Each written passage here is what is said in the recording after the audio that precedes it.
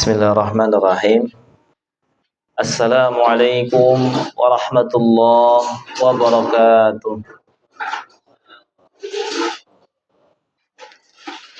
Alhamdulillahilladzi bi ni'matihi tatimmus shalihat. Wa sallallahu ala nabiyyina Muhammadin wa ala alihi wa ashabihi ajma'in. Amma ba'd. Bapak-bapak, ibu-ibu, hadirin hadirat, rahimani wa rahimakumullah. Pertama-tama tak lupa kita untuk senantiasa memanjatkan puji syukur kehadirat Allah Subhanahu wa taala yang dengan memujinya tersebut maka akan menjadi sempurna kenikmatan-kenikmatan yang Allah Subhanahu wa taala berikan kepada kita, kebaikan-kebaikan yang telah Allah berikan kepada kita. Kemudian salawat dan salam semoga senantiasa tercurahkan kepada Nabi kita Nabi Muhammad sallallahu alaihi wasallam, dan yakinlah bahwasanya setiap salawat yang kita haturkan untuk Nabi kita itu akan dibalas oleh Allah Subhanahu wa taala dengan 10 kali salawat sebagaimana disebutkan dalam salah satu sabda Nabi sallallahu alaihi wasallam, man shalla alayya salatan wahidatan sallallahu alaihi biha asyra. Barang siapa yang bersalawat untukku dengan 1 kali salawat, niscaya Allah Subhanahu wa taala akan bersalawat untuknya sebanyak 10 kali. Dan tentu salawat dari Allah Subhanahu wa taala untuk kita semua itu artinya Allah Subhanahu wa taala menyanjung kita, menyebut kita di sisi para malaikat yang ada di langit sana. Bapak-bapak, ibu-ibu yang dimuliakan oleh Allah Subhanahu wa taala, insyaallah pada kesempatan malam hari ini kita akan melanjutkan kajian kita yang membahas kitab Al-Arba'in An-Nawawi, yang mana kita telah sampai pada hadis yang ke-26. Hadis yang ke-26 ini masih ada kaitan yang kuat dengan hadis yang ke-25 yang telah kita bahas pada pertemuan sebelumnya tentang amalan-amalan yang bernilai sedekah. Amalan-amalan yang bernilai sedekah. Ada beberapa hal yang sama yang telah disebutkan, namun ada hal yang tidak disebutkan di hadis yang ke-25 tersebut, sehingga di sini Al-Imam An-Nawawi membawakan riwayat ini. Dan para ulama yang mensyarah hadis Arba'in An-Nawawi mereka sering memberi judul hadis yang ke-26 ini dengan judul tentang keutamaan salat duha. Keutamaan salat duha yang ternyata salat duha itu memiliki unsur sedekah dan mendapatkan pahala sedekah yang banyak. Kita perhatikan hadis yang ke-26 ini, Bapak-bapak, ibu-ibu yang dimuliakan oleh Allah Subhanahu wa taala, diriwayatkan an Abi Hurairah radhiyallahu anhu, dari sahabat Abu Hurairah, semoga Allah Subhanahu wa taala meridhoinya. Dia mengatakan, qala Rasulullah sallallahu alaihi wasallam, Rasulullah sallallahu alaihi wasallam dia bersabda, kullu sulama minan nasi alaihi sadaqah.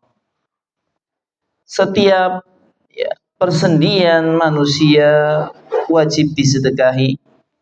Kulla yaumin tatlu'u fihi syams. Setiap hari ketika matahari terbit, setiap hari sendi-sendi yang ada pada tubuh kita itu wajib untuk disedekahi.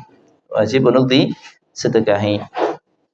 Ada kewajiban yang Allah Subhanahu wa taala bebankan kepada kita untuk setiap persendian kita. Baik. Kemudian Nabi menyebutkan di sini, ta'dilu baina snaini shadaqah. Mendamaikan antara dua orang yang saling bermusuhan ini adalah sedekah. Wa tu'inur rajul fi dabbatihi fatahmiluhu 'alaiha aw tarfa'u lahu 'alaiha mata'ahu shadaqah. Engkau menolong seorang laki-laki naik ke kendaraannya, engkau bawakan barang bawaannya, atau engkau angkatkan barang bawaannya ke kendaraannya, ya, ini juga bernilai sedekah. Wal kalimatut thayyibatu shadaqah. Ucapan yang baik itu juga sedekah.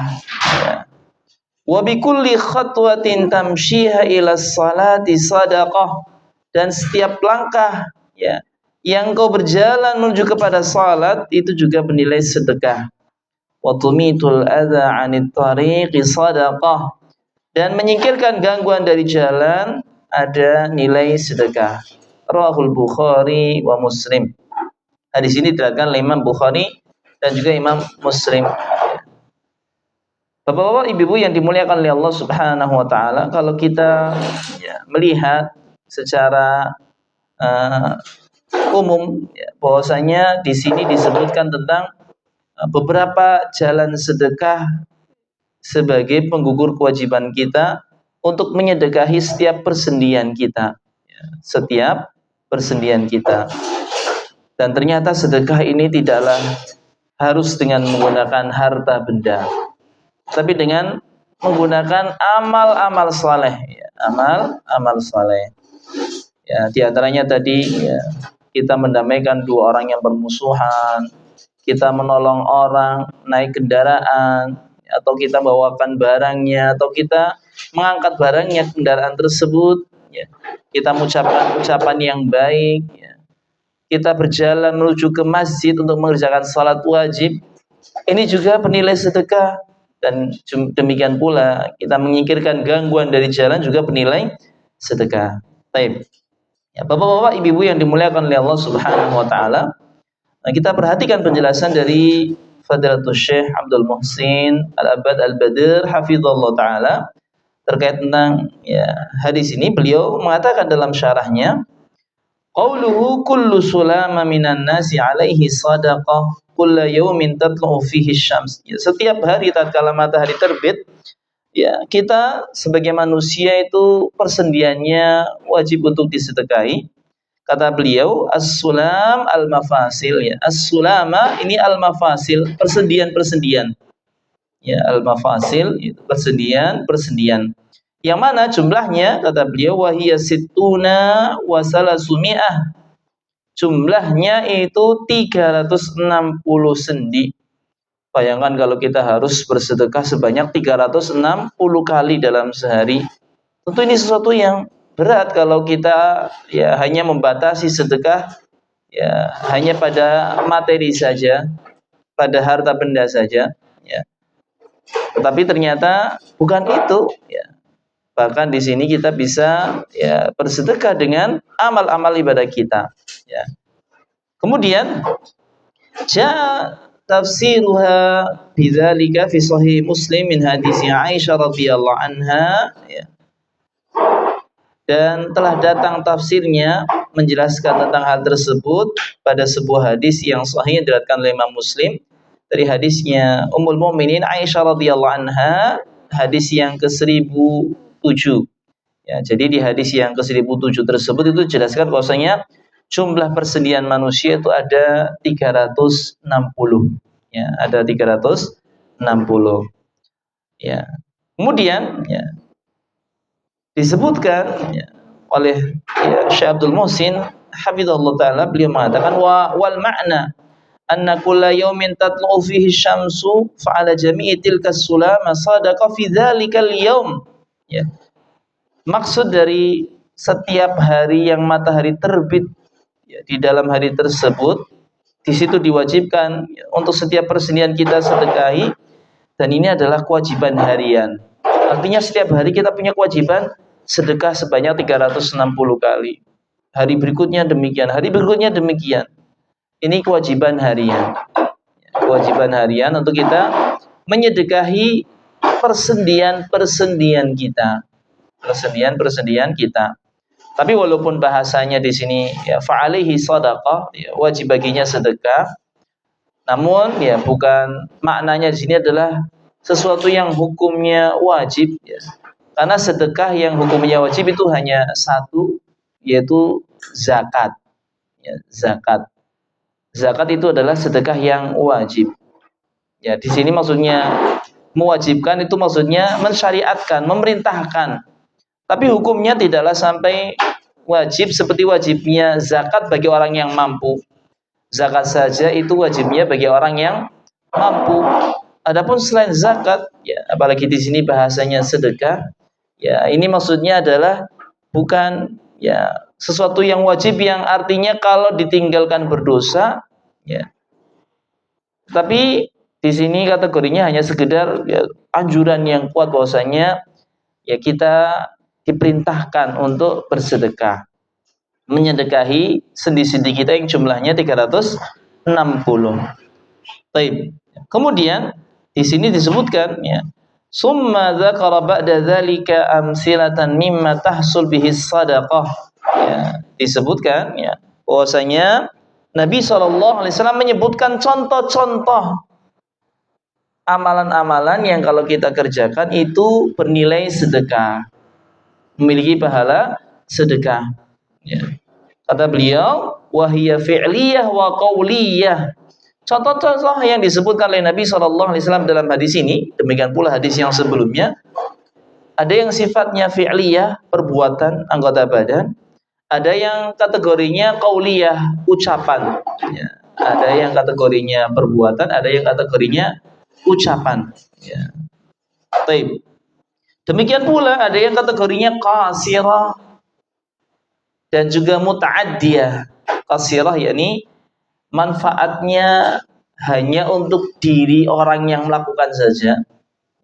Manfaatnya hanya untuk diri orang yang melakukan saja.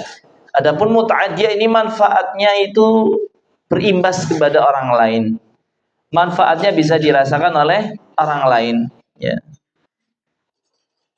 Jadi kalau kita perhatikan pada apa yang disebut oleh Nabi SAW, ya kayak yang pertama mendamaikan antara dua orang ini kan manfaatnya bisa berimbas kepada orang lain dengan baiknya hubungan dua orang yang saling bermusuhan. Kemudian kita menolong orang, ya, naik ke kendaraan, membawakan barang bawaannya, menaikkannya. Ini juga ada imbas manfaat kepada orang lain. Ya. Kemudian ya, ada yang berupa kalimatut thayyibah. Ya, kalimat thayyibah ini dijelaskan ya, yang dimaksud di sini adalah zikir-zikir yang diucapkan oleh kita. Ya, seperti yang hadis sebelumnya, ya kalimat tahlil, tasbih, tahmid, ya. Dan juga zikir-zikir yang semisalnya ini dimaksud dengan kalimat thayyibah karena kalimat thayyibah para ulama menjelaskan tuh kalimat yang mengandung asma Allah, nama-nama Allah, ya. Maka ketika kita mengucapkan sebuah kalimat zikir yang di situ mengandung nama Allah Subhanahu wa taala, kita sedang mengucapkan kalimat thayyibah. Dan kalau kalimat thayyibah ini manfaatnya itu hanya untuk kita sendiri saja, untuk diri kita sendiri saja. Baik. Kemudian ya, wajah fi sahihi Muslim. Kemudian tadi wa bikulli khatwatin tamshiha ila shalah, ya setiap langkah yang kita tempuh menuju kepada salat ini juga sedekah. Dan salat ini tentunya berarti sifatnya itu ya hanya untuk diri kita saja, ya, untuk diri kita sendiri saja. Wa tumitul adza 'anit thariq shadaqah. Dan menyingkirkan gangguan dari jalan juga ini bernilai sedekah. Dan kalau yang terakhir ini maka ada unsur yang dia manfaatnya berimbas kepada orang lain, bisa dirasakan oleh orang lain. Baik. Ya Bapak-bapak, ibu-ibu yang dimuliakan oleh Allah Subhanahu wa taala, kemudian Fadilatul Syekh Hafizahullah taala di sini menyampaikan sebuah riwayat, ya. Wa jaa fi sahihi Muslim min hadisi Abi Dzarrin, ya. Dan telah datang sebuah hadis yang sahih yang diriwayatkan oleh Imam Muslim dalam kitab sahihnya dari hadis sahabat Abu Dzar, hadis yang nomor ke-720, di mana di situ disebutkan wa yujzi'u min dzalika raq'atan yalka'uhuma min ad-duha, dan mencukupi semuanya, mencukupi perintah untuk mensedekahi 360 sendi, mencukupinya itu 2 rakaat dari salat duha. 2 rakaat dari salat duha. Ya. 2 rakaat yang dikerjakan oleh kita setiap pagi itu menggugurkan ya, perintah yang kita diperintahkan untuk ya mensedekahi setiap persendian kita. Ya. Sehingga ya Masya Allah ya, hanya dengan 2 rakaat saja kita telah mendapatkan pahala sedekah sebanyak 360 kali. Suatu yang kalau kita nilai dengan materi, harta itu berat ya. Bahkan mungkin banyak orang yang tidak mampu karena untuk kebutuhan sendiri saja mereka masih banyak yang kekurangan. Antara jumlah orang yang kaya dengan orang yang miskin kan lebih banyak orang yang miskin. Tentu kalau ini dihubungkannya dengan materi saja, betapa banyak orang-orang miskin yang tidak bisa mengerjakan ibadah ini.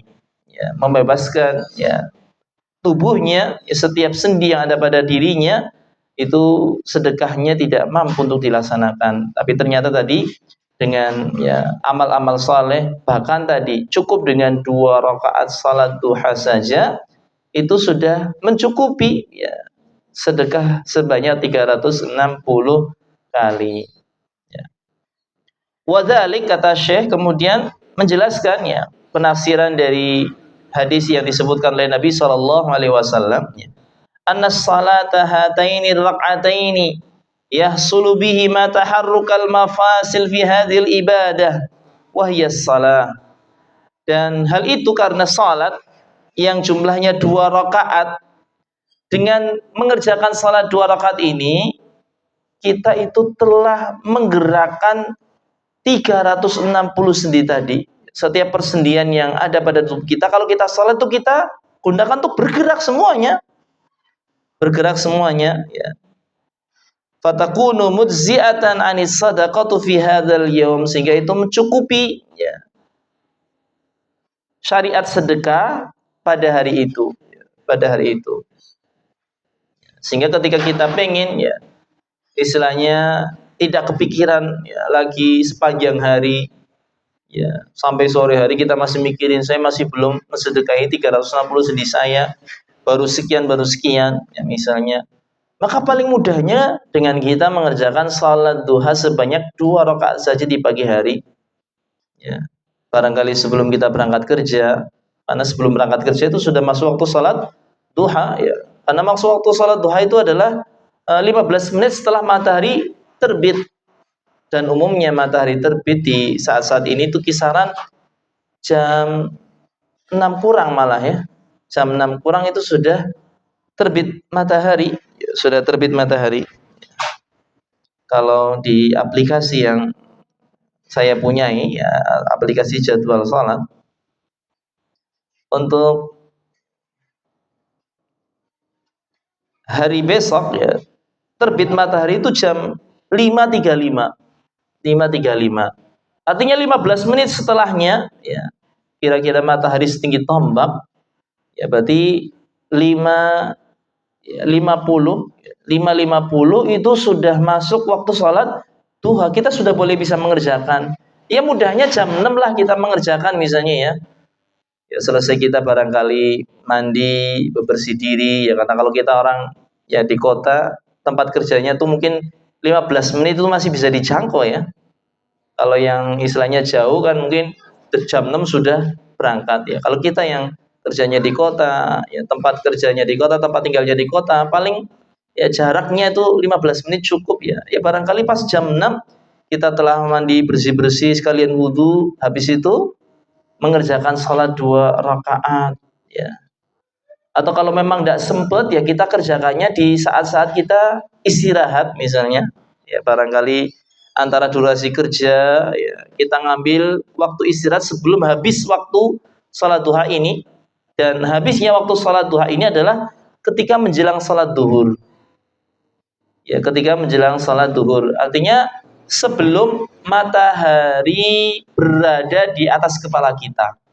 Karena kalau sudah matahari berada di atas kepala kita, itu sudah haram, waktu terlarang untuk salat. Boleh salat lagi kalau matahari sudah tergelincir, yang artinya masuk waktu zuhur. Kalau waktu itu kan sudah nggak bisa ya kita ya mengerjakan ya salat duha lagi ya, karena batasnya tadi sebelum ya matahari di atas kepala kita. Ya kisarannya barangkali mungkin ya 10 menit sampai 15 menit sebelum zuhur lah. 15 menit, 10 menit sebelum zuhur. itu masih bisa kita mengerjakan salat duha. Artinya sebelum matahari berada di atas kepala kita. Ya kalau pas mataharinya edarannya jelas ya gampang ya. Matahari di atas ya berarti sudah nggak boleh. Tapi kalau masih belum, kita masih punya bayangan di sisi barat, berarti masih bisa mengerjakan salat duha. Itu batas waktunya. Dan paling utamanya tentunya adalah ketika ya anak-anak unta itu merasa kepanasan, ketika menempel ya berbahan di tanah. Ya dan itu kisaran jam ya 9-an, jam 10-an itu untuk anak-anak unta itu sudah ngerasa kepanasan mereka. Ya, dan itulah yang waktu paling utama ya. Salatul wabina idza ramadatil fisalu minad duha. Ya. Salat orang-orang yang bertaubat yaitu tatkala anak-anak unta merasa kepanasan ya di waktu duha tersebut. Ya, karena panasnya tanah yang terkena matahari, mereka sudah nggak kuat istilahnya baringan di tanah. Mereka mencari tempat ya yang adem. Ya, itu di situ kisaran jam 9 jam 10 itu waktu paling utama. Tapi misalnya kalau kita patokan jam segitu kan barangkali malah kita sulit ya. Apalagi kita terikat dengan jam kerja barangkali. Kalau yang mungkin kerjanya guru, mungkin bisa sekaligus istirahat. Kalau kantoran ada istirahatnya enggak, Pak? Kalau bisa jam 10. Enggak ada ya. Saya kan memang langsung ya. Dari masuk ya sampai zuhur baru istirahat ya. Kan sulit ya. Maka paling enak ya sebelum berangkat. Sebelum berangkat atau tadi misalnya menjelang zuhur ya. Tapi kan biasanya juga istirahat aja pas azan biasanya ya, baru istirahat. Ya, paling enaknya maka ya sebelum berangkat ya. Alhamdulillah ya jam 6 itu sudah bisa salat duha, jam 7 barangkali. Atau kalau berangkat awal misalnya sebelum jam aktif kerja kantor ya, misalnya berangkat lebih awal 15 menit lebih awal sudah berada di kantor, ya kita misalnya cari tempat yang nyaman untuk salat ya, atau barangkali ada musolanya, ada masjidnya, kita salat di situ. Pas masuk jam kantor kita sudah selesai salat. Wah, bisa disiasati seperti itu agar kita tadi bisa mendapatkan pahala sedekah sebanyak 360 kali. Ya, tidak harus ya istilahnya kita mengambil waktu yang utama ya di sekitar jam 9 jam 10-an kalau memang tidak memungkinkan. Ya, kalau memang tidak memungkinkan. Ya karena ya kebaikan ketika kita tidak mungkin mendapatkan secara utuh, secara besar, maka jangan sampai kita meninggalkan secara keseluruhan sebagaimana kata bijak dari ya, para ulama yang mengatakan ya mala yutroku jullu la yutroku kullu. Apa yang tidak bisa didapatkan semuanya, maka tidak ditinggalkan semuanya juga. Istilahnya kita mengambilnya sebagian. Memang pahala yang besar ya di waktu-waktu utama, tapi kalau nggak bisa ya walaupun nggak di waktu utamanya kita berusaha untuk bisa menggapainya. Ya, apalagi cukup ya istilahnya ya walaupun bukan di waktu utama itu sudah bisa kita mendapatkan pahala sedekah sebanyak 360 kali ya Pak. Pahala sedekah sebanyak 360 kali. Ya ini tentang ya keutamaan salat duha ya yang sangat nyata dijelaskan ya pada hadis ini ya, pada hadis ini. Baik.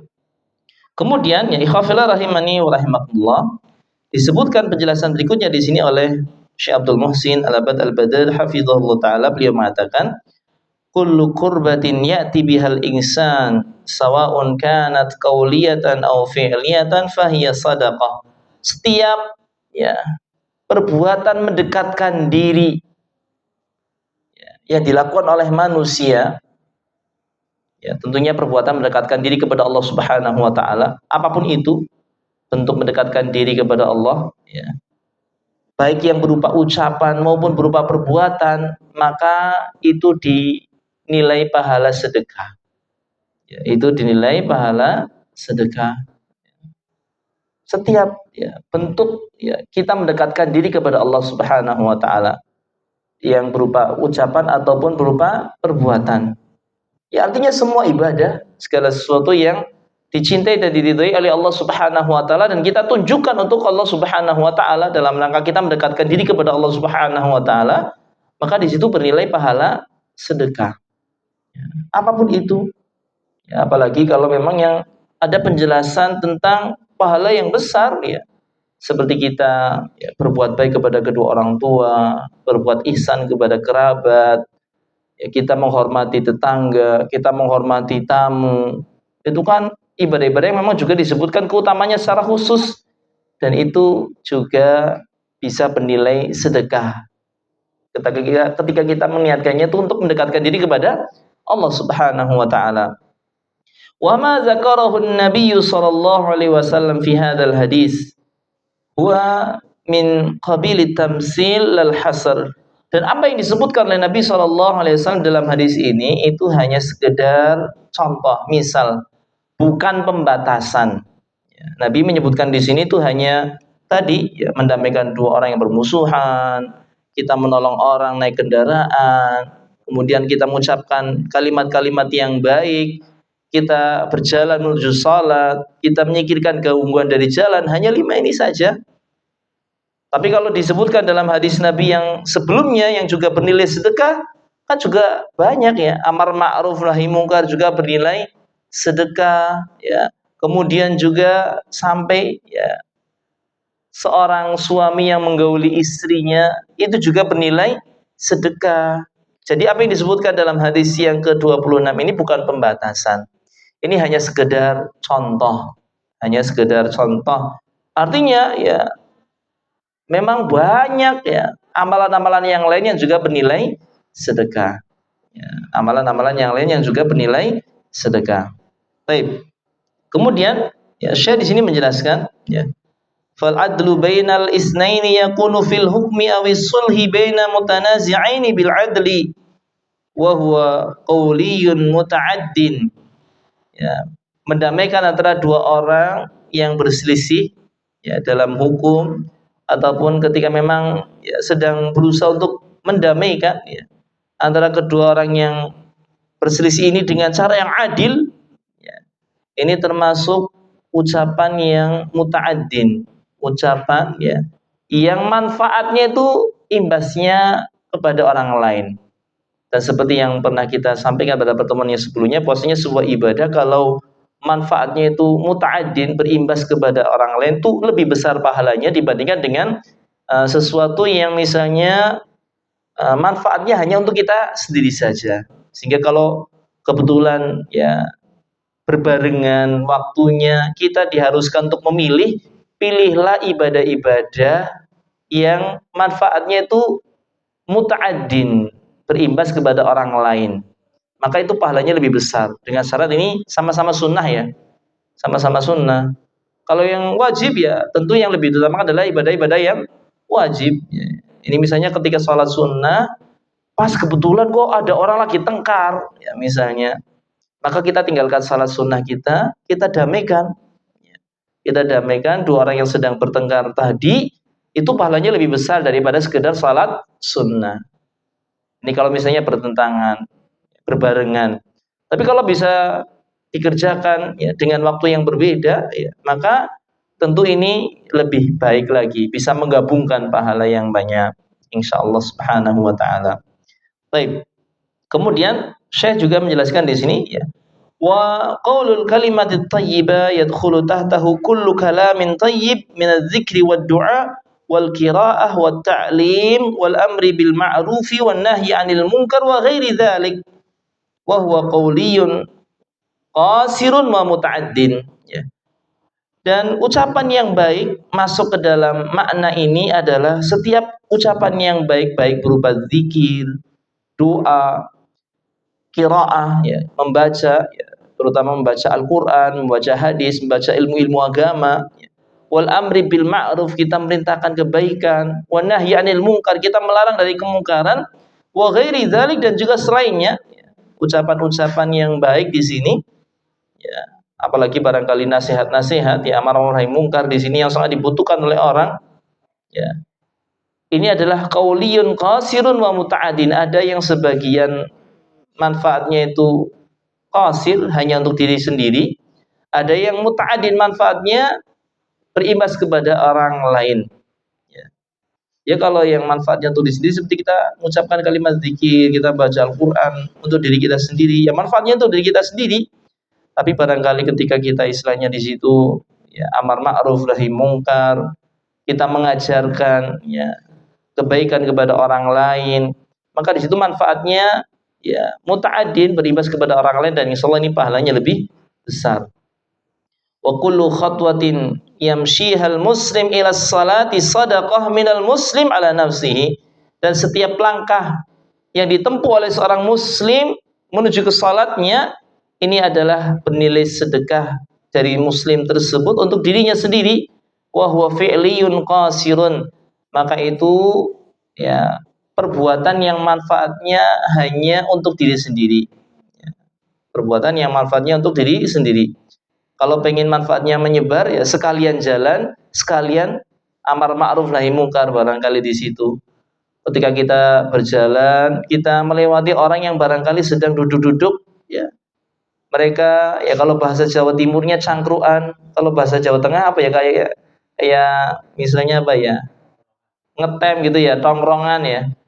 Tongkrongan ya, barangkali ya kita misalnya ajak untuk ke masjid salat ya, maka ini insya Allah akan mendapatkan ya pahala juga yang tadi sedekah yang muta'addin, manfaatnya berimbas kepada orang lain, yang insya Allah ini lebih besar ya. Apalagi ada hadis Nabi SAW yang menjelaskan, man dalla ala khairin falahu misru ajri fa'ilihi min ghairi ayyan qusa min ujurihim syai'a. Barang siapa yang menunjukkan ya, kebaikan kepada orang lain, lalu orang tersebut mengerjakan, maka kita akan mendapatkan pahala daripada orang yang mengerjakan kebaikan yang kita ajarkan, tanpa berkurang sedikit pun pahala mereka.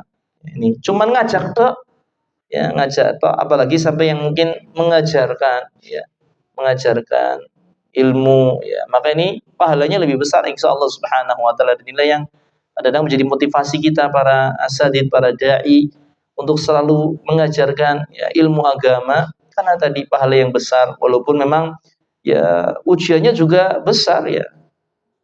Bahkan kita tahu bahwasanya salah satu koreknya api neraka itu diantaranya adalah ahli ilmu, ya. Ahli ilmu, para ulama, yaitu mereka yang istilahnya tidak menjaga hatinya ya untuk senantiasa ikhlas kepada Allah Subhanahu Wa Taala, karena memang ya ini perkara yang berat ya.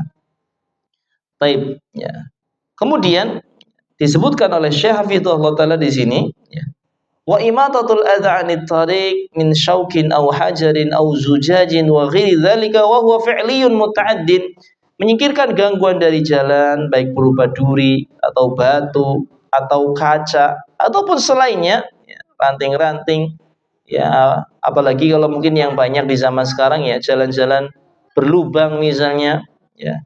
Ini termasuk perbuatan yang manfaatnya muta'addin kepada orang lain. Maka kita berusaha menjadi orang-orang yang menyingkirkan gangguan dari jalan. Apalagi ya sebagaimana yang disebutkan dalam hadis yang menjelaskan tentang syu'abul iman, cabang-cabang keimanan. Ya, menyingkirkan gangguan dari jalan itu termasuk bagian dari cabang keimanan, walaupun yang paling rendah. Ya, wa imatatul adza 'anit thariq, ya ini wadnaha imatatul adza 'anit thariq. Paling rendahnya dari cabang keimanan adalah menyingkirkan gangguan dari jalan. Artinya kalau kita nggak mau menyingkirkan gangguan dari jalan, kita bisa ditanyakan keimanannya. Ya, kita bisa dipertanyakan keimanan. Maka untuk menunjukkan keimanan kita, ya, selagi kita mampu untuk menyingkirkan gangguan dari jalan, maka usahakan ya. Ya mungkin barangkali kalau zaman sekarang yang ada ya banyak itu malah lubang-lubang, ini kan sangat mengganggu sekali ya. Maka kita berusaha untuk menyingkirkan, walaupun kadang-kadang mungkin kita hanya sekedar misalnya menguruknya dengan tanah, dengan pasir, dengan batu, syukur-syukur misalnya bisa dengan semen sehingga awet, syukur-syukur barangkali kita ya mengaspalnya. Kalau memang kita punya kelonggaran rezeki ya, insya Allah ini pahalanya besar karena tadi muta'addin kepada orang lain. Ini masalah yang kadang-kadang tidak banyak diketahui oleh orang ya. Namun masya Allah kita ya sekarang banyak mendapati ada orang-orang yang tergerak hatinya untuk ini ya.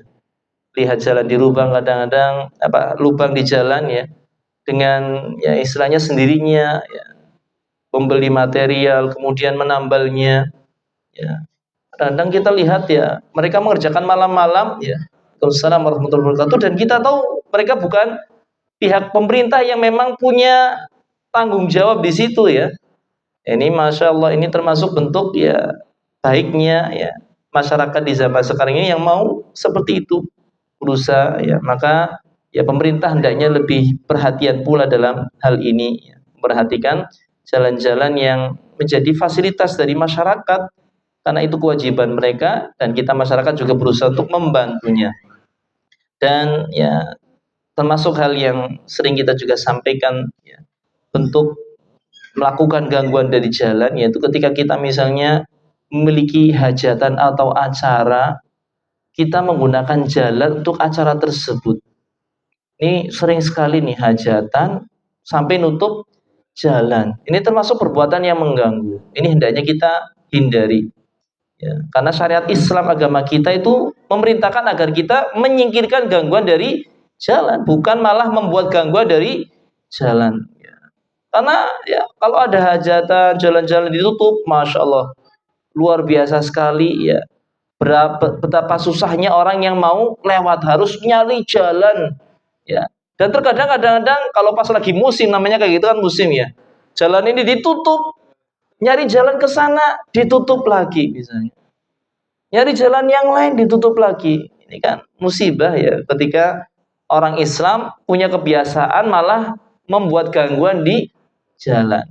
Gangguan di jalan. Maka hendaknya jangan kita sampai terjadi pada diri kita.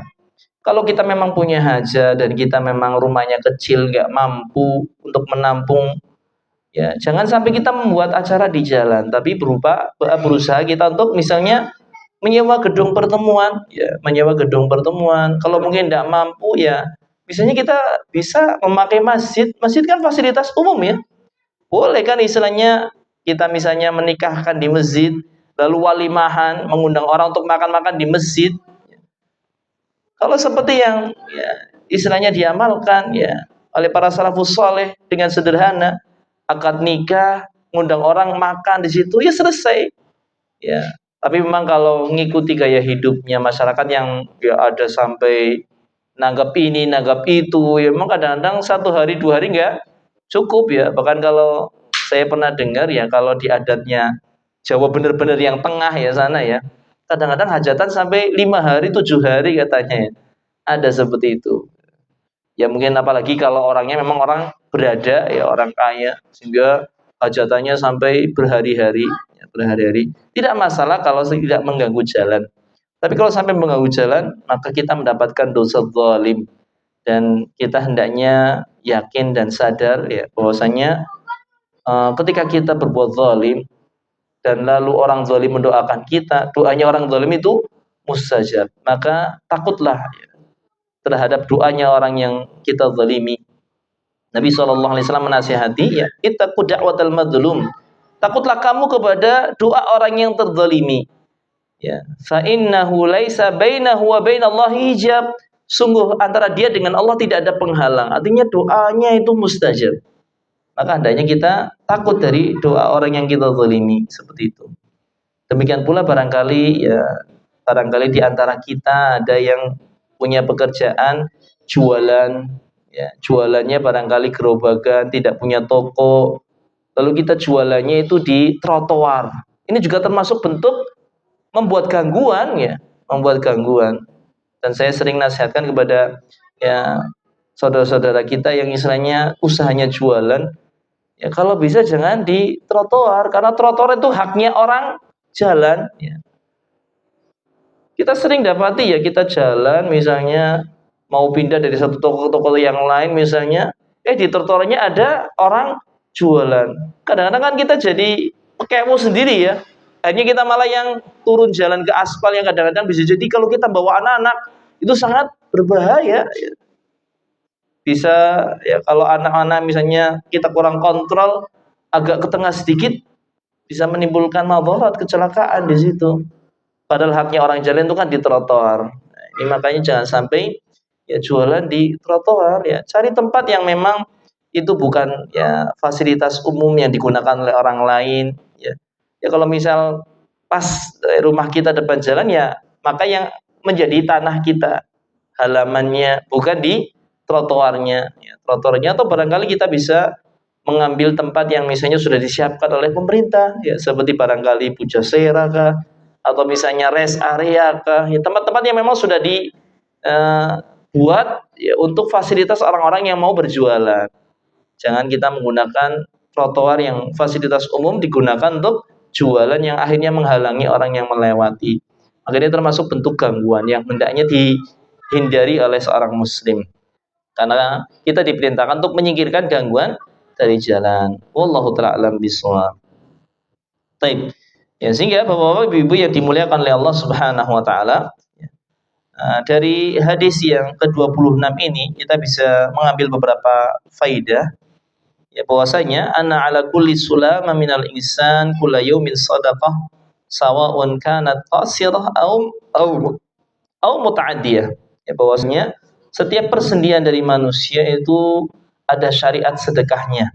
Ada syariat sedekahnya. Kita diperintahkan untuk menyedekahi setiap persendian kita setiap hari.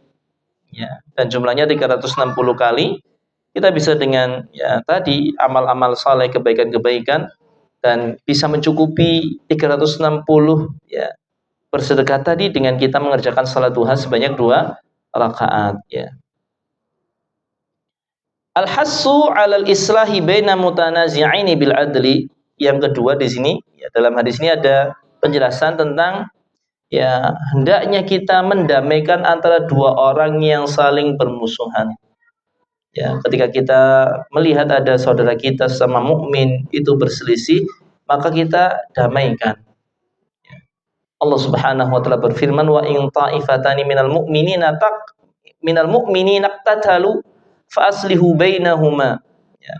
Apabila ada dua kelompok kaum muslimin ya, itu berselisih, maka damaikanlah antara keduanya. Fa in baghat ihdahuma 'alal ukhra faqatilul lati tabghi hatta tafi'a ila amrillah. Kalau salah satu orang itu ya mereka melampaui batas, tetap melakukan permusuhan terhadap kelompok yang lain, maka perangilah orang yang tadi masih ya melakukan permusuhan terhadap yang lainnya. Yang satu sudah mandek, ini masih ngotot terus misalnya. Kita diperintahkan untuk memerangi orang yang masih ngotot berselisih, bermusuhan. Hatta tafi'a ila amrillah, sampai mereka kembali kepada perintah Allah Subhanahu wa taala, ini berdamai. Ya. Jadi kita diperintahkan untuk mendamaikan dua orang yang saling bermusuhan, dan kalau ada yang satu ya, melampaui batas, ya tetap ya ngotot di sini, ya kita diperintahkan untuk memeranginya sampai dia kembali kepada perintah Allah Subhanahu wa taala, yaitu berdamai. Dan kita diperintahkan untuk mendamaikan secara adil, jangan sampai ya berat sebelah. Jangan sampai berat sebelah. Dan adil ini Bapak-bapak, Ibu-ibu yang dimuliakan oleh Allah Subhanahu wa taala, ketika menghakimi ya kita betul-betul mendengarkan ya aduan dari kedua belah pihak. Ya, kita mendengarkan ya, argumen masing-masing. Baru kemudian kita menimbangnya dengan Al-Qur'an dan Sunnah. Baru kita kemudian putuskan. Jangan ketika kita mengadili hanya mendengarkan dari salah satu pihak, sedangkan pihak yang lain kita hiraukan.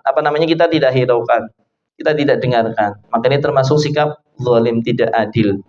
Tidak adil. Maka ketika ada yang berselisih, kita berusaha untuk mendengarkan kedua belah pihak, ya, dan kita kemudian timbang dengan Al-Qur'an dan Sunnah, mana yang istilahnya ya yang benar mana, yang salah mana. Ya, kemudian kita berusaha untuk memperbaiki, yang salah kita nasihati ya, supaya ya bisa untuk ya sama-sama benar ya antara dua orang yang bertikai tadi.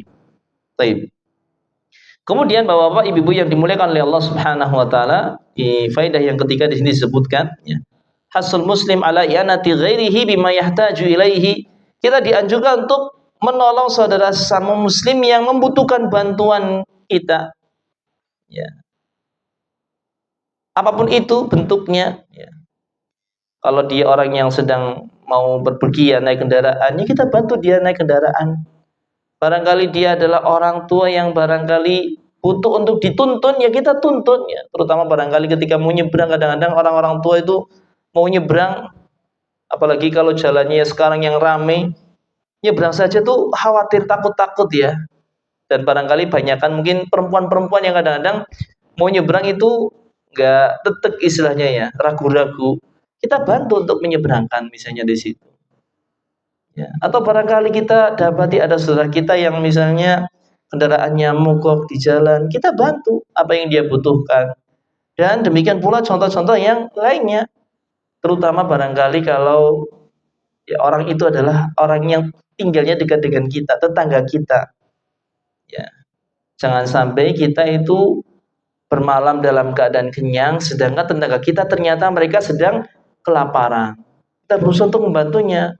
Jadi ya kita ketika hidup bertetangga ya jangan ya istilahnya kita tutup mata. Kita lihat keadaan orang-orang yang ada di sekitar kita, bagaimana keadaannya, apakah kesulitan hidupnya. Kalau memang kesulitannya kita berusaha untuk menolongnya semampu kita. Ya. Selama orang tersebut apalagi memang orang yang menjaga diri tidak suka minta ya, karena dia orang yang baik, bagus ya, agamanya, bagus keimanannya sehingga dia menjaga diri tidak minta-minta. Ini kadang-kadang yang harus kita lebih perhatikan ya. Karena pada harta kita tuh ada hak bagi orang baik bagi orang-orang yang minta-minta ataupun orang yang tidak minta ya. Wa fi amwalihim haqqul lisaili wal mahrum. Pada harta mereka orang-orang kaya itu ada hak bagi orang yang minta-minta ataupun orang yang tidak minta. Butuh tapi sebenarnya jaga diri dia. Enggak minta-minta. Ini kadang-kadang yang perlu kita perhatikan adalah orang-orang yang bagian kedua ini yang dia sebenarnya butuh tapi enggak minta. Tapi kan kita bisa melihat dari keadaan ya, barangkali ada orang-orang yang demikian ya kita berusaha untuk menolong dia. Ya, apalagi dia adalah orang yang menjaga agamanya. Adapun kalau sama orang yang minta-minta kadang-kadang kita kan sudah ya nggak enak dulu istilahnya ya.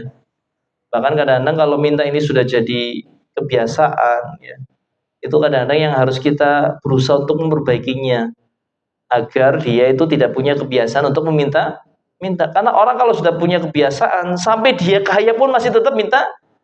Dan ini yang kita dapati ya, betapa banyak pengemis-pengemis yang ditangkap sama Satpol PP ternyata rumahnya malah gedongan ya. Itu karena kebiasaan minta-minta ya istilahnya, penyakit istilahnya. Ya. Dan itu kalau kita tahu nggak ada istilahnya ya anjuran kita untuk ngasih dia, malah hendaknya kita ya, tidak mengasihinya ya. Kalau kita tahu dia adalah orang yang sebenarnya pura-pura. Yang kita harus lebih utamakan adalah orang-orang yang memang kita tahu dia butuh dan dia menjaga dirinya. Ya, taib. Kemudian yang keempat disebutkan pula di sini faedah at-targhibu fi kulli kalamin thayyibin min dzikrin wa qira'atin wa ta'limin wa da'watin wa ghairi dzalika ya. Dorongan untuk kita mengucapkan ucapan yang baik berupa zikir ya. Kemudian membaca, ta'lim, dakwah wa ghairi dzalik ya, dan juga selainnya. Kita perbanyak zikir. Apalagi zikir-zikir ini yang kalau kita ucapkan itu akan memperberat timbangan amal perbuatan kita.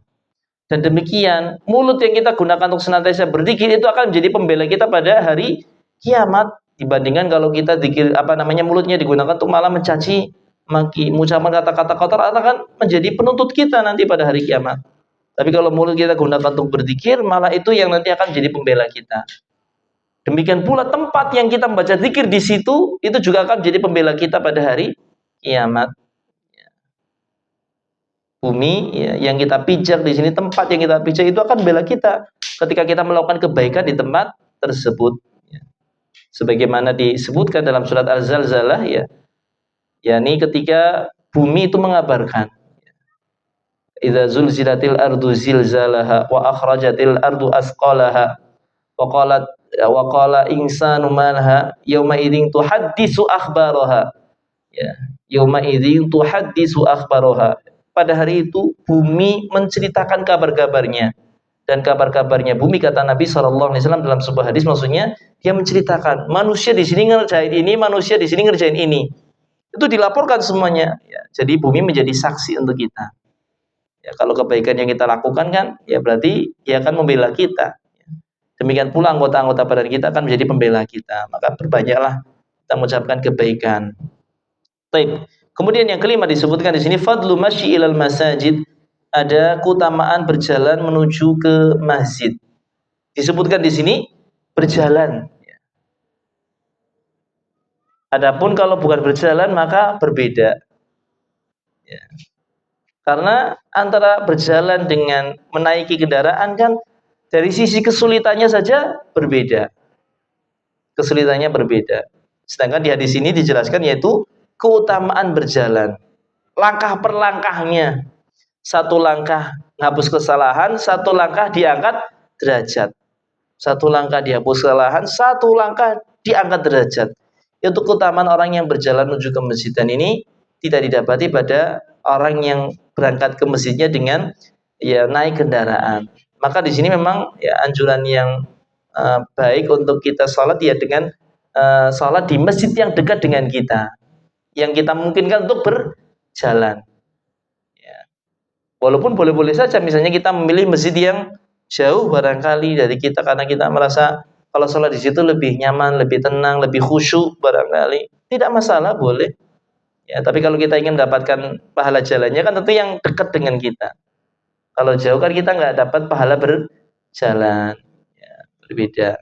Ya, wallahu ta'ala alam bishawab. Ini tentang keutamaan berjalan. Baik.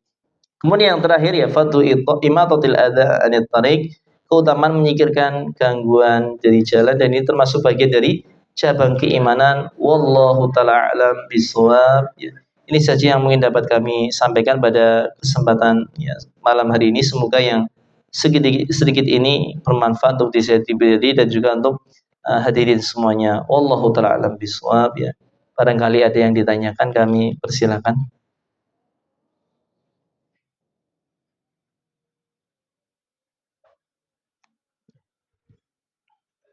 Nggih, monggo.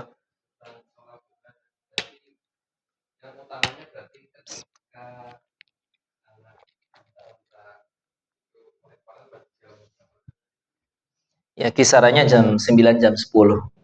Jam 9 jam 10.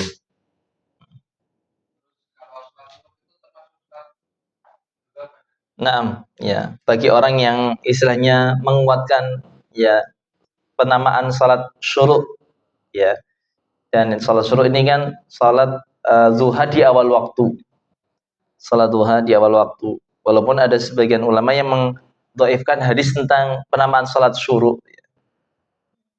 Ada perselisihan pendapat, tapi wallahu ta'ala alam yang ya kita ketahui bahwasanya tidak masalah penamaan salat syuruk yang di mana itu adalah salat duha yang dilakukan di awal waktu, yaitu ketika orang itu mengerjakan salat duha setelah matahari terbit kurang lebih 15 menit.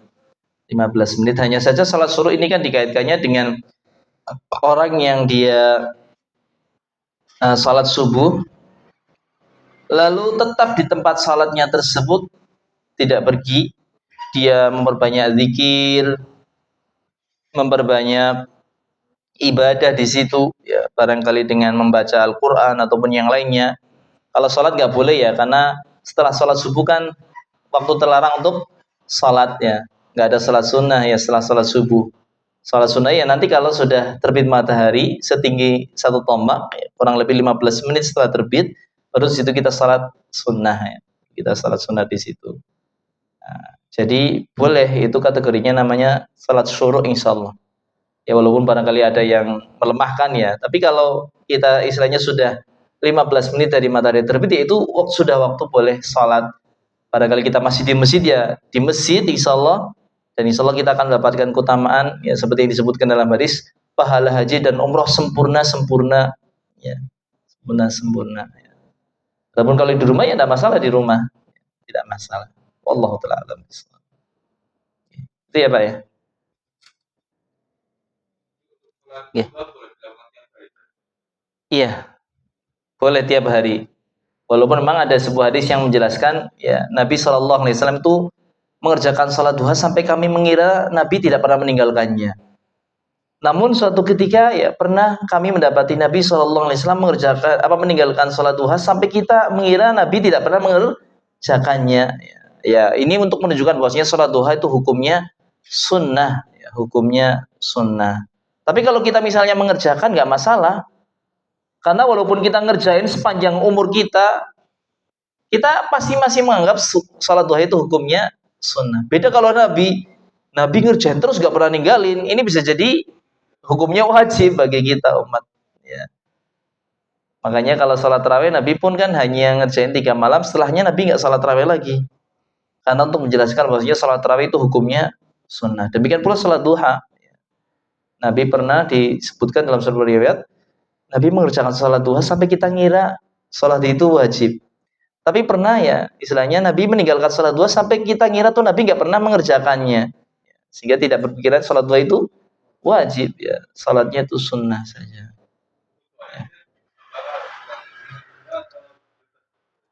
Doa yang kita panjatkan setelah sholat duha, suratnya bebas, tidak ada keharusan.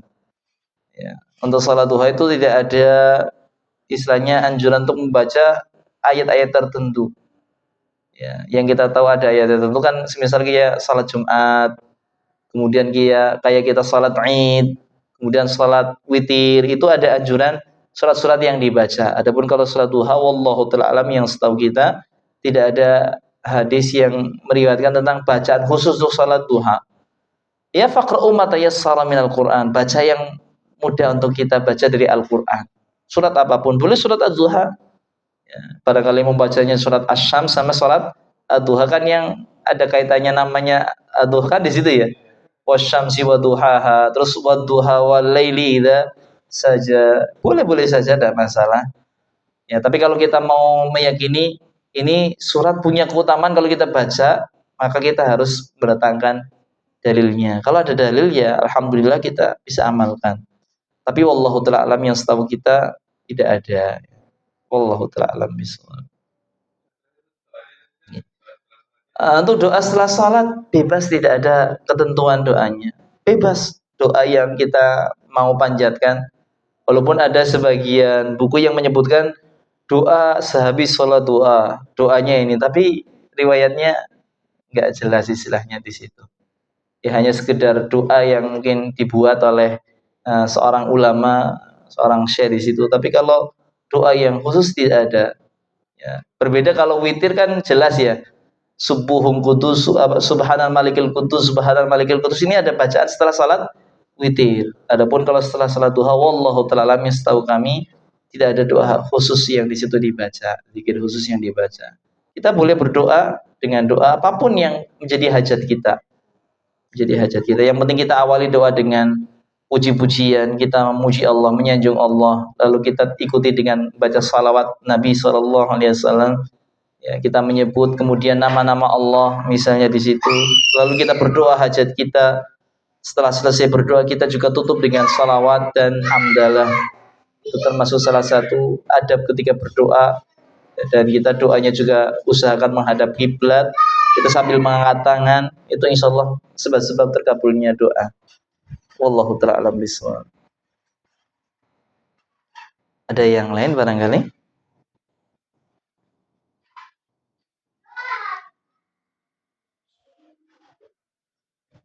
Tidak ada. Kalau tidak ada, kita cukupkan. Semoga yang sedikit ini bermanfaat. Kita senantiasa mohon kepada Allah Subhanahu wa ta'ala tambahan ilmu dan juga diberi hidayah untuk kita bisa mengamalkan ilmu yang telah kita dapatkan. Amin amin ya rabbal alamin. Kita akhiri majelis kita pada kesempatan malam hari ini dengan baca doa kafaratul majlis. Subhanakallahumma wa bihamdika asyhadu an la ilaha illa anta astaghfiruka wa atubu ilaik. Jazakumullahu khairan. Wa akhiru da'wana alhamdulillahi rabbil alamin. Wassalamu alaikum warahmatullahi wabarakatuh.